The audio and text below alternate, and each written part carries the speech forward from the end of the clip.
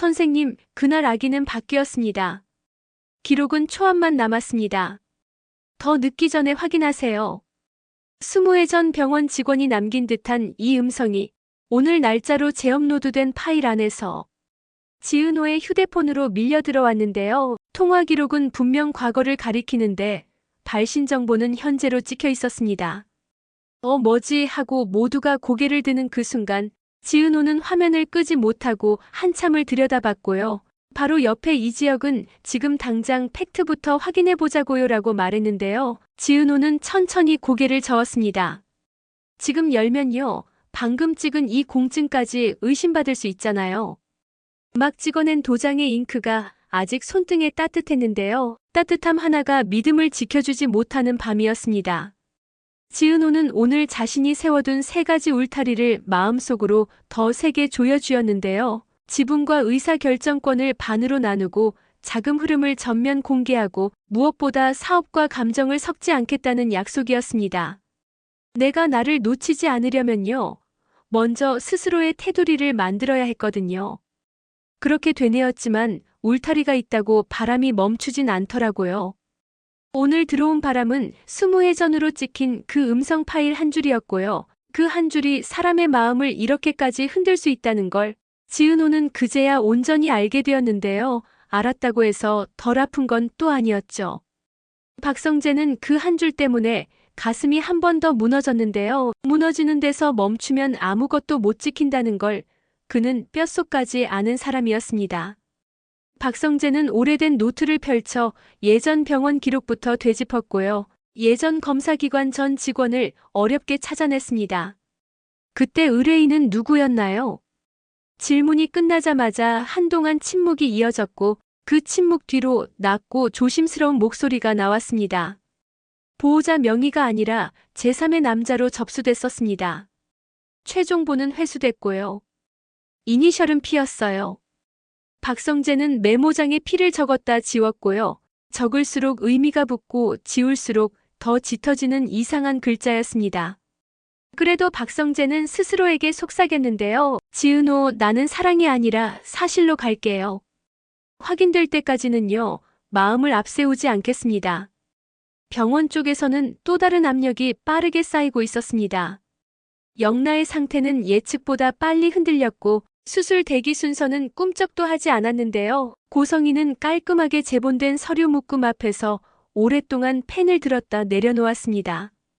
보험 기부 홍보가 얽혀있는 그 문서는 숫자와 도장으로 아주 단정했는데요. 단정함이 오히려 더 불길했습니다. 고성희는 결국 병실로 돌아와 아이의 손을 잡고 숨을 길게 고르더니 고백하듯 말했습니다. 영나야, 엄마가 욕심을 냈어. 아픈 너 핑계로 해선 안 될 생각까지 했어. 이제 그만할게. 잠시 후 더 또렷한 목소리가 나왔습니다. 엄마가 잘못했어. 서류에 이름 적으려다 멈췄어. 너 앞에서 거짓말은 안 할게. 변명 대신 책임을 택한 이 짧은 고백이 병실 공기를 조금 바꾸었고요. 영나는 힘겹게 눈을 끔벅이며 아주 작게 고개를 끄덕였습니다. 아이 앞에서 스스로 멈춰 세운 이 한 문장이 고성희를 악역의 변주가 아니라 인간의 한계와 진실 사이로 옮겨 놓았는데요. 그 옮겨짐이 이후의 대가를 더 무겁게 만들 거라는 감각이 같이 들어왔습니다. 그 시각 순이는 지강호방 서랍을 열었다 닫았다 하다가 오래전 숨겨둔 봉투를 다시 꺼냈습니다.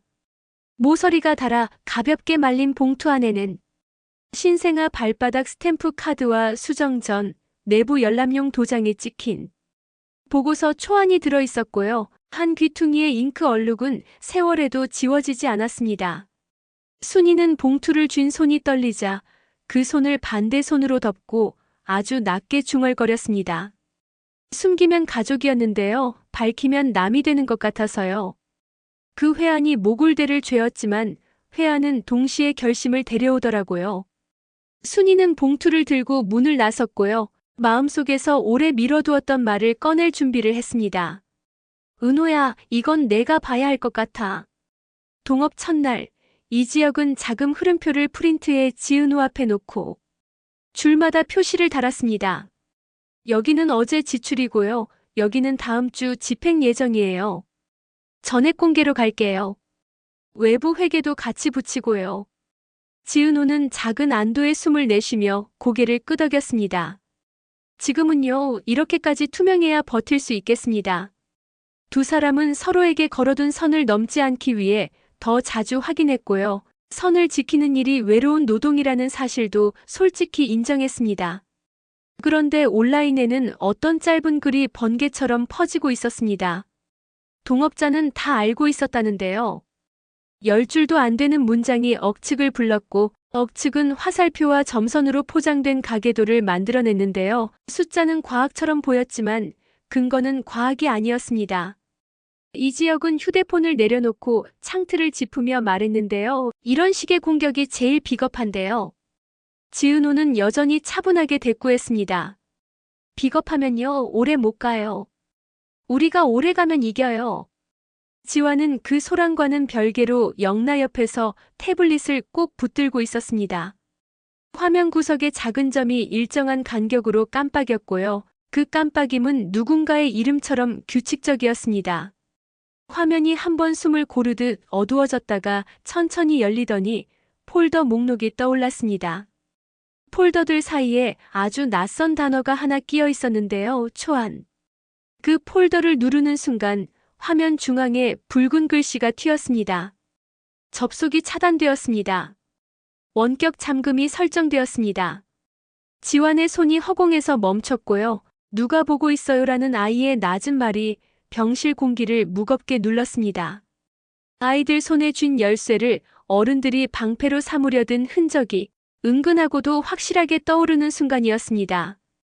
지강호는 그 시각 다른 계산을 품고 어둠을 가르고 있었습니다. 그는 태블릿을 지렛대로 판돈을 키우려 했고요. 다리 아래 약속 장소로 나왔습니다. 원본은 여기 있고요. 가격은 제가 정합니다.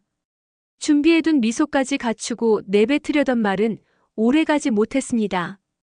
그림자 같은 상대가 서류 가방을 조용히 열더니 얇은 계약서 한 장과 통장 사본을 차례로 꺼내 탁자에 눌러놓았습니다. 가격은 내가 정하는 게 아니라 계약서가 정하지. 그 순간 박성재가 달려와 같은 서류 사본을 꺼내 지강호에게 들이밀었습니다. 이 계약서요, 내가 받기로 한 돈의 근거입니다. 내가 들고 있는 태블릿보다요, 법정에서는 이게 먼저입니다. 우월감이 빠르게 빠져나간 자리로 서투른 분노가 밀려왔고요. 서로의 손이 얽히는 짧은 실랑이가 벌어진 끝에 태블릿이 난간을 타고 미끄러져 어두운 물속으로 떨어졌습니다. 금속이 잠깐 반짝거리더니 금세 암흑 속으로 사라졌고요. 물은 아무 일도 없었다는 듯 묵묵히 흘렀습니다. 진실도 함께 가라앉은 듯 보였는데요. 난간을 움켜쥔 박성재가 헐떡이며 말했습니다. 아직 끝난 게 아닙니다. 물속에서도 꺼내는 방법이 있습니다. 저는요, 그걸 같이 하려고 여기 왔습니다. 다음 날 순이는 봉투를 들고 지은호를 만났습니다. 조심스럽게 종이를 펼친 지은호는 천천히 읽었습니다. 교체 가능성, 검사자 교체, 수정 전, 내부 열람용 문장보다 더 큰 소리가 그 다음에 나왔는데요. 순이의 고백이었습니다. 은호야, 나는 이걸 열면 내가 엄마가 아니게 될까봐 무서웠어. 그래서 숨겼어. 숨긴 시간이 길수록 용서가 멀어질까 두려웠다면서도 지금은 더 늦기 전에 꺼내야 한다고 덧붙였고요. 지은호는 봉투를 덮으며 아주 조심스럽게 말했습니다. 엄마, 이제는요, 숨기지 말아요. 짧은 대답이었지만 그 말이 두 사람 사이에서 오래 울렸고요. 울림이 한 차례 지나갈 때마다 서로의 어깨가 아주 조금씩 내려앉았습니다. 같은 시간 병원 윤리위원회에는 고성희의 잦은 연락이 접수되었습니다. 제가요, 설명드리겠습니다. 서류를 보여드리겠습니다. 벌을 받겠습니다. 고성희는 회의실 의자에 앉아 자신의 말이 변명이 되지 않도록 더듬지 않고 말했고요. 말 끝에서 어김없이 영나에게로 돌아갔습니다. 수술 빨리 받게 해주고 싶었어. 근데 옳지 않은 길이면 안 가. 엄마, 돌아설게. 그날 밤 고성희에게 다시 파일 하나가 왔는데요. 제목은 또라, 내용은 동일한 음성이었습니다. 그날 아기는 바뀌었습니다. 기록은 초안만 남았습니다. 더 늦기 전에 확인하세요. 이번에는 열지 않았습니다. 정면으로 가겠다고 이미 결정했기 때문이었고요. 선택은 흔들림을 줄이는 가장 빠른 방법이었습니다. 여론은 또 한 번 들끓었지만 이번에는 한쪽으로만 쏠리지는 않았습니다.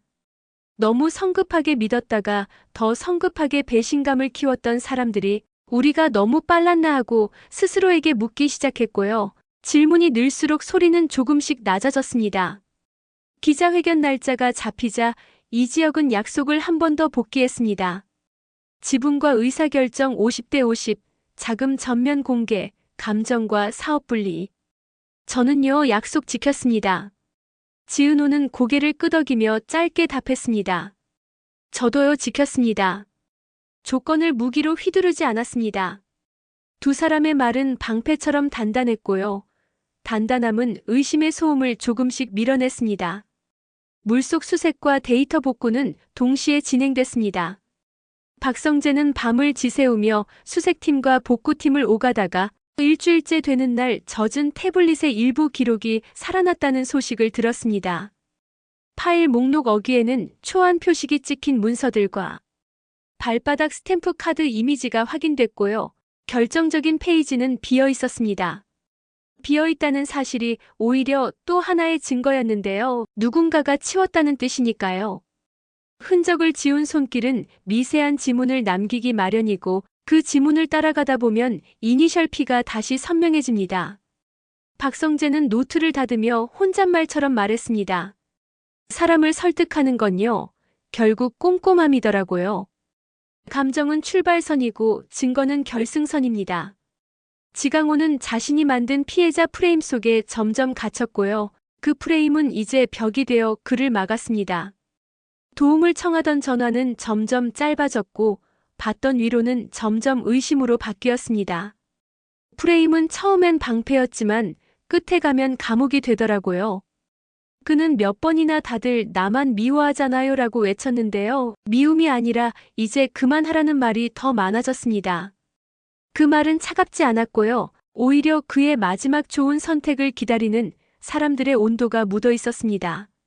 하지만 좋은 선택을 하기엔 그는 자신에게 지나치게 매달려 있었고 매달림은 끝내 손을 놓지 못하게 만들었습니다. 순이는 빈 봉투를 가방에 넣었습니다. 이제는요, 숨길 게 없습니다. 한 문장을 입 밖으로 내고 나서 몇 년을 더 산 것처럼 숨이 깊어졌고요. 깊어진 숨이 얼굴 주름을 조금 펴주었습니다. 오래된 두려움을 놓는 일은 새로 사는 일과 비슷하거든요. 지화는 휴대폰을 들어 조용히 기록을 시작했습니다. 우리가 본 걸요, 우리가 말하겠습니다. 아이의 말은 선언처럼 간결했고요. 간결함이 갖는 힘이 어른들 사이로 번졌습니다. 기자회견 날 지은호는 길게 준비하지 않았습니다. 그는 단 한 줄을 또렷하게 말하기로 했는데요. 제 출생과 저를 둘러싼 거짓을 제가 직접 정리하겠습니다. 질문들은 이미 넘쳐났고 의심들은 방향을 잃고 떠다녔지만 한 줄의 단호함이 의심의 표정을 잠깐 멈추게 만들었습니다. 마이크 앞에서 지은호는 자신이 공증으로 확인한 이름을 천천히 다시 말했습니다. 저는요, 지은호입니다. 이름을 스스로 확인하는 이 짧은 행위가 그의 지난 시간을 스스로 붙잡는 첫 번째 실마리가 되었고요. 실마리를 잡는 손끝이 이번에는 떨리지 않았습니다. 이후의 전개는 이렇게 밀려올 겁니다. 남매 폭로는 가공된 진실로 금이 가고요. 금이 간 금이 틈을 만나 깨질 때 그 틈 사이로 원본이 모습을 드러냅니다. 태블릿의 진짜 주인이 아이들의 라인으로 이어졌다는 사실은 어른들의 책임을 정면으로 끌어올리고요. 아이를 지키려는 마음이 아이를 이용해 자기 자리를 지키려는 마음과 얼마나 가까운지 적나라하게 드러납니다. 고성희의 회색지대 선택은 스스로 포기한 고백으로 바뀌고 벌과 용서의 균형 위에서 영나의 수술은 정당한 순서 안에서 길을 찾습니다. 이지혁과 지은호는 약속을 방패로 삼아 동업을 지켜내고 서로의 외로움을 외면하지 않으면서도 섞지 않기로 한 선을 묵묵히 지킵니다. 박성재는 사랑을 소유가 아니라 사실로 증명하며 마지막 퍼즐을 맞추고요. 결승선에서 그는 당신이 나를 선택하지 않아도요. 나는 진실을 선택했습니다라고 말할 겁니다. 그 말은 고백이면서 작별일 수도 있고 작별이면서 시작일 수도 있습니다. 시작과 끝이 한자리에 서는 밤이 있거든요. 그리고 마침내 모자이크로 가려진 서명 파일의 이니셜 P가 얼굴을 드러낼 겁니다. 과거 병원 계약 라인과 지금의 거래 흔적이 하나의 선으로 연결되고요. 다리 아래에서 태블릿을 노리던 그림자의 신원이 밝혀지는 순간 누가 언제 왜 무엇을 바꿨는가가 한 문장으로 정리됩니다. 그 정리의 순간 같은 음성이 이번에는 오늘 날짜로 또렷하게 울릴 수도 있습니다. 그날 아기는 바뀌었습니다. 더 늦기 전에 제대로 끝냅시다. 이제는 장난이 아니라 증언으로 들릴 거고요. 증언은 법정으로 향하고 법정은 각자의 몫을 나눕니다. 벌은 형벌만이 아니라 다시는 같은 길로 가지 않겠다는 서약의 다른 이름이기도 해서요. 고성이는 그 벌을 받아들일 겁니다. 영나야, 엄마가 선 넘을 뻔했다. 너 핑계대지 않을게. 옳은 방법으로 가자. 아이 앞에서 이렇게 말하고 나면 엄마는 비로소 어른이 됩니다. 늦은 어른도 어른이고요. 늦게 도착한 고백도 고백입니다. 끝으로 이름을 또렷하게 부르며 이 예고를 닫겠습니다. 지은호는 공증으로 확인한 이름을 스스로 다시 불렀고 그 이름으로 내일을 살겠다고 선언했습니다. 이지혁은 사랑을 보호와 소유로 헷갈리던 습관을 내려놓고 약속을 지키는 외로움을 견디겠다고 말했습니다. 박성재는 감정 대신 증거를, 소유 대신 책임을 택했고 그래서 더 늦지 않게 도착할 겁니다. 고성이는 사랑을 핑계로 죄를 정당화하려던 발을 거두었고 벌을 통해 아이에게 진실을 선물하려 합니다. 정순이는 봉투를 열어 숨은 시간을 끝냈습니다. 지강호는 스스로 만든 피해자 프레임 속에 갇혔고 프레임은 이제 당신의 마지막 변명도 막아설 겁니다. 영나는 비밀이 없을 때 덜 아프다는 가장 정확한 진단을 우리 모두에게 건넸고 이지화는 우리가 본 걸 우리가 말하겠다는 가장 단단한 증언을 준비하고 있습니다. 이제 남은 건 우리가 모두 알고도 미뤄두었던 마지막 문을 여는 일뿐인데요. 그 문을 여는 순간 수모의 전으로 찍힌 음성은 오늘의 문장으로 바뀔 겁니다. 그날 아기는 바뀌었습니다. 기록은 초안만 남았습니다. 더 늦기 전에 확인하세요. 그리고 곧이어 아주 조용하지만 단단한 목소리가 이어질 겁니다. 확인했습니다. 그러니 이제 제 이름으로 살겠습니다. 그 이름이 지은호라는 사실이 다음 회의 첫 문장으로 바뀔 겁니다. 그리고 여러분은 더 충격을 받으실 거예요. 그래서 더 놓칠 수가 없죠. 지금부터 진짜 중요한 이야기들이 드디어 사실의 시간에 맞춰 올라오고 있으니까요.